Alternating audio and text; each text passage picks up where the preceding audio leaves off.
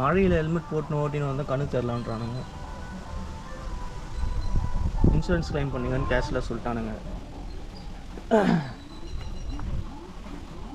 இந்த டோரு சரி பண்ணி இது ஃபுல்லாக பெயிண்ட் அடிப்பாங்க.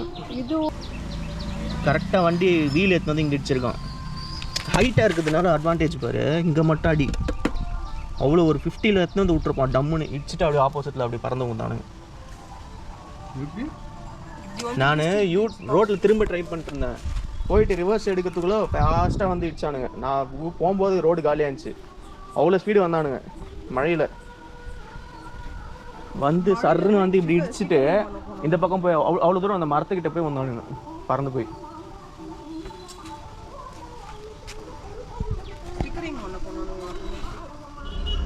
கைஸ் சர்வீஸ் சென்டர் கிளம்பியாச்சு. நேற்று தான் கார் பார்க்கலான்னு போனோம்.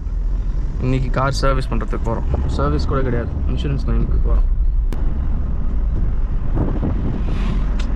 கடுப்பாக இருக்கு. சின்ன பசங்க சும்மா வண்டி எடுத்துக்கிறானுங்க, அப்படியே எடுத்துகிட்டு வந்து எங்கன்னா விட்டுறானுங்க. போன வாரம் தான் எங்கள் ஃபேமிலியில் ஒரு ஆக்சிடெண்ட்டு. வயசானவங்க மேலே விட்டானுங்க. அவங்க உடம்பு சரியில்லாமல் வந்துட்டாங்க. எங்கள் சொந்தக்காரு சின்ன பையன், அந்த பையனும். இன்றைக்கி விட்டவனும் சின்ன பையன். அவங்ககிட்ட லைசன்ஸ் கூட இருக்காது. எனக்கு தெரிஞ்ச ஒரு 16-17 வயசு தான் இருக்கும். 16-17 கூட இருக்குமான்னு தெரில. அவரோட சின்ன பையன். அவன் நேற்று R15 ஓட்டுன்னு வந்து இடிச்சிட்டான். இப்போ இருக்கிற பைக்ஸ்லாம் எல்லாம் ஃபாஸ்ட் பைக்ஸு. அந்த சீரியஸ்னஸ்ஸே தெரிய மாட்டேங்குது. இதே அவனுக்கு ஏதாவது ஆயிருந்தா என் மேலே போட்டிருப்பானுங்க.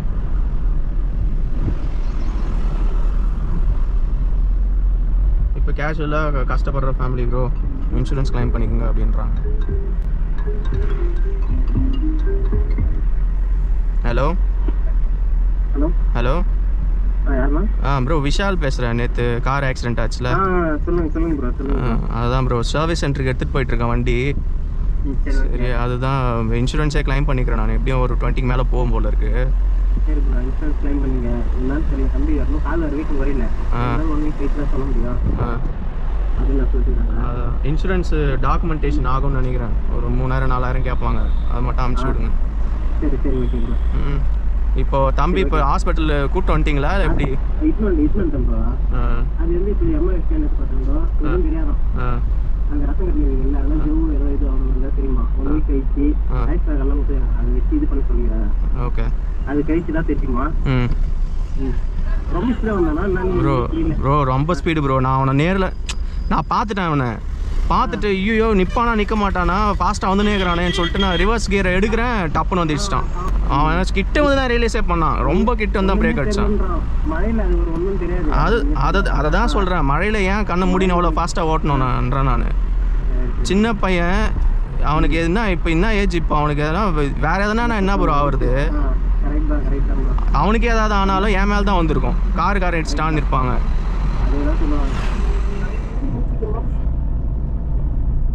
சர்வீஸ் சென்டர் ரீச் ஆகிட்டோம். I don't know what to say. செலவு மேலே செலவு வந்து அன்எக்ஸ்பெக்டட்ன்றதுனால தான்.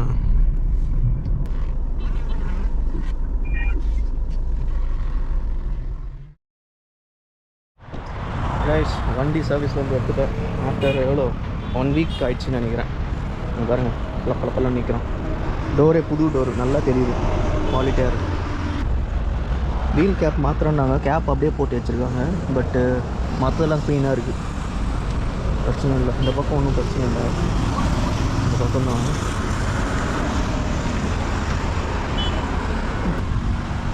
Okay, let's go for a drive.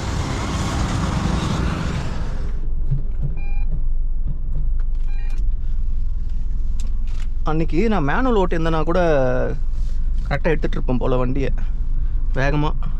ஏன்னா வரப்போகிறான்னு நான் கெஸ் பண்ணிட்டேன். பட் ஸ்டில் என்னால் எடுக்க முடியல டக்குன்னு.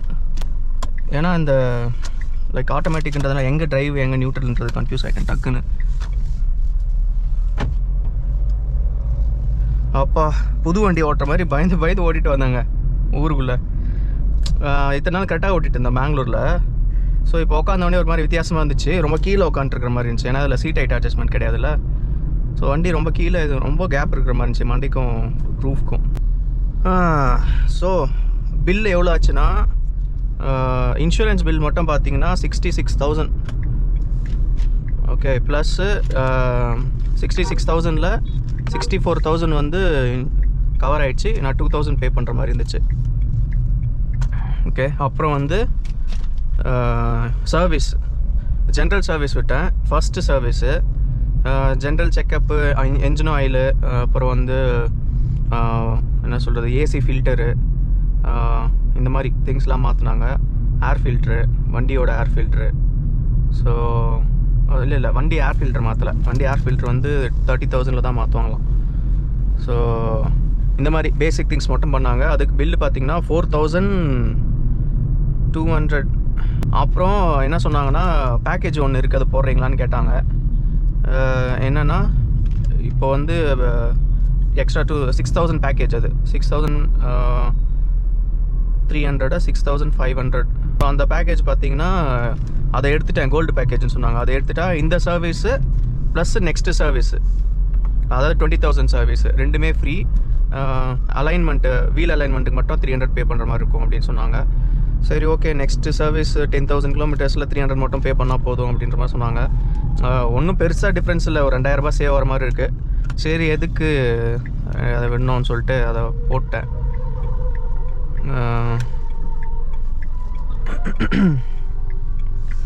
ஸோ இன்றைக்கி நான் பே பண்ண அமௌண்ட் மட்டும் பார்த்தீங்கன்னா 9,000 சம்திங்.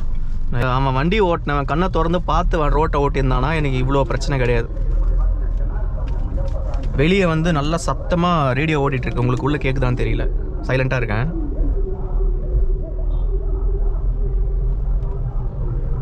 ஸோ NVH லெவல் பார்த்திங்கன்னா அப்படி தான் இருக்குது. ஸோ என்ன சொல்கிறது, நான் ஓட்டிகிட்ருக்கிற கார்ஸை விட இது கொஞ்சம் கம்மி தான். ஐ மீன் NVH லெவல் கொஞ்சம் அதிகமாக தான் இருக்குது உள்ளே, பட் ரொம்ப மோசமாலாம் இல்லை. இன்னொன்று, நான் ஹோண்டா சிட்டி ஓட்டிகிட்ருக்கல, ஹோண்டா சிட்டியில் வந்து இன்ஜின் சவுண்டே எவ்வளோ நல்லா கேட்கும். ஸோ அது அதை ஓட்டிகிட்டு உடனே இதை எடுத்தால் இது ரொம்ப சைலண்ட்டாக இருக்கிற மாதிரி ஃபீல் ஆகும். ஸோ கண்டினியூஸாக ரெகுலராக கமெண்ட் பண்ணுறவங்களுக்கு ரொம்ப ரொம்ப நன்றி. அண்டு அப்புறம் வைப்பர் பற்றி பேசியிருந்தேன். வைப்பர் அட்ஜஸ்ட்மெண்ட்னு ஒன்று இருக்குது, அது கூட தெரியாதாயா அப்படின்னா கார் வச்சிருக்குன்னு சொல்லி ஒருத்தர் கமெண்ட் போட்டிருந்தாரு. ஸோ கரெக்டு, அது கூட தெரியாமல் தான் இருந்திருக்கேன். பார்த்தா இங்கேயே இருந்திருக்கு வைப்பர் அட்ஜஸ்ட்மெண்ட்டு. அது தெரியாமல் அப்படியே ஓட்டிகிட்டு இருந்திருக்கேன். கைஸ், சர்வீஸ் ஜென்ரலாக பார்த்தீங்கன்னா எல்லாம் ஃப்ரெண்ட்லியாக தான் இருக்காங்க. நீங்கள் சர்வீஸ் காஸ்ட்டும் பார்த்தீங்கன்னா ஆக்சுவலி கம்மி தான். ஸ்விஃப்ட்டிலலாம் நான் 5Kக்கு மேலே பே பண்ணேன்னு நினைக்கிறேன். ஃபஸ்ட்டு சர்வீஸு நினைக்கிறேன். ஜென்ரலாக ஸ்விஃப்ட்டில் கொஞ்சம் அதிகமாக தான் இருக்கும் பில்லு. இதில் வந்து சர்வீஸ் பில் கொஞ்சம் கம்மியாக தான் இருக்குது. நிசான் ஷோரூம்லேயே ஃப்ரெண்ட்லியாக தான் இருக்காங்க. ஸோ ஓவரால் குட் எக்ஸ்பீரியன்ஸ் தான் நிசான் ஷோரூமில். சர்வீஸ் பொறுத்த வரைக்கும். வேறு என்ன இன்ஃபர்மேஷன் வேணுமா கமெண்ட்டில் சொல்லுங்கள். hope you guys like this video பிடிச்சிருந்தால் லைக் பண்ணுங்கள். புதுசாக இப்போ ஹைப் ஒன்று க்ரியேட் பண்ணியிருக்காங்க, அந்த ஹைப்பை கொஞ்சம் பண்ணி விடுங்க. லைக் பண்ணுங்கள், ஹைப் பண்ணுங்கள், அப்படியே வைப் பண்ணுங்கள். see you guys in the next video. Bye.